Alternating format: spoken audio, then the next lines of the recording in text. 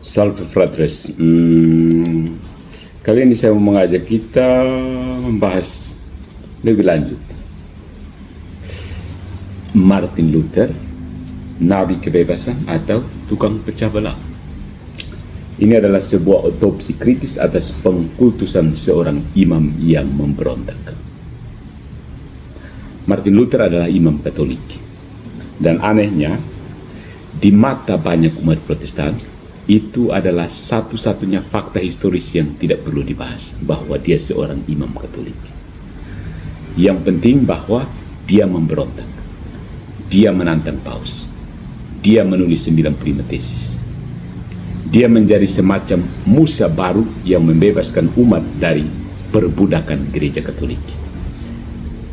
Ya, tentu saja ironis, bukan? Tapi yang lebih ironis adalah bagaimana tokoh ini yang semula cuma ingin mereformasi dari dalam, berakhir menjadi simbol revolusi spiritual yang tidak dia rancang. Ya. Dia adalah pahlawan yang tidak berniat menjadi pahlawan.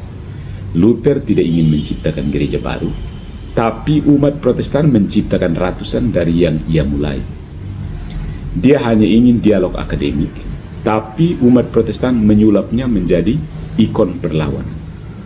Dia percaya akan sakramen, liturgi, bahkan kehadiran Kristus dalam Ekaristi. Tapi sebagian besar gereja Protestan hari ini malah mencampakkan dia bersama dengan altar. Reformasi dirayakan bukan karena mengikuti Luther, tapi karena menolak apapun yang bernafas Katolik. Ya. Sola Scriptura ini menjadi mantra sakti dan menjadi bumerang.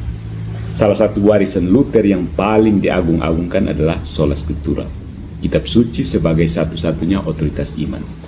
Kedengarannya suci dan masuk akal, tapi ketika diterapkan tanpa filter, hasilnya bukan kebebasan rohani, melainkan tsunami tafsir pribadi. Hari ini atas nama Luther, orang bisa menafsirkan Alkitab sesuka hati. Satu ayat bisa membenarkan kapitalisme rakus, ayat lain bisa digunakan untuk menjustifikasi perang. Luther bermaksud mengganti otoritas paus dengan otoritas firman. Tapi kini setiap individu menjadi paus atas tafsirnya sendiri. Dalam membunuh satu paus, reformasi melahirkan sejuta paus baru, dan semuanya merasa infalibel. Luther melawan otoritas, lalu mendirikan otoritas baru. Luther mengecam gereja Katolik karena otoritarianisme dogmatis. Tapi dengan segera ia sendiri menetapkan pengakuan iman baru berupa Augsburg Confession dan membangun sistem gereja yang harus tunduk pada otoritas negara. Dia mencerca kurikulum skolastik, tapi lalu memaksakan tafsirnya sendiri sebagai norma. Bahkan ketika Zwingli berbeda pendapat dengannya soal Ekaristi, Luther mengutuknya sekeras ia mengutuk Roma. Jadi reformasi itu untuk siapa? Luther tidak menyingkirkan dogma. Dia hanya menukar dogma lama dengan dogma barunya sendiri.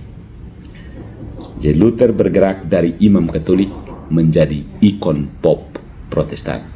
Ironi terbesar adalah bagaimana Protestan modern melupakan bahwa Luther adalah imam Katolik, dididik dalam tradisi Katolik, berakar dalam liturgi Katolik, dan mati tanpa pernah menyangkal seluruh iman Katoliknya. Tapi dalam ingatan publik Protestan, dia dipotong-potong, hanya sisi heroiknya yang dikenal, sisi keimamannya dilenyapkan.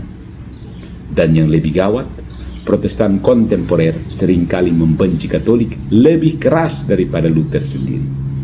Bahkan Luther dengan segala retorika pedasnya masih percaya akan Maria sebagai bunda Allah dan hormat pada tradisi suci. Tapi Protestan modern lebih suka menyembah gereja tak berwujud dan menolak semua yang tidak terlihat di Alkitab. Protestan hari ini menyembah bayang-bayang Luther yang mereka ciptakan sendiri, bukan Luther yang sesungguhnya.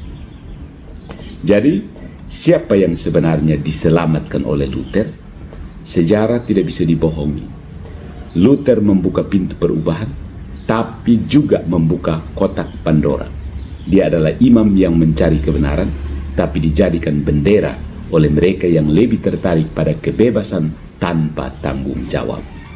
Luther bukan pahlawan dan bukan pula penjahat, tapi ketika ia dipakai sebagai ikon untuk melawan gereja yang ia sendiri tak pernah ingin tinggalkan, maka yang kita lihat bukan lagi sejarah, melainkan legenda.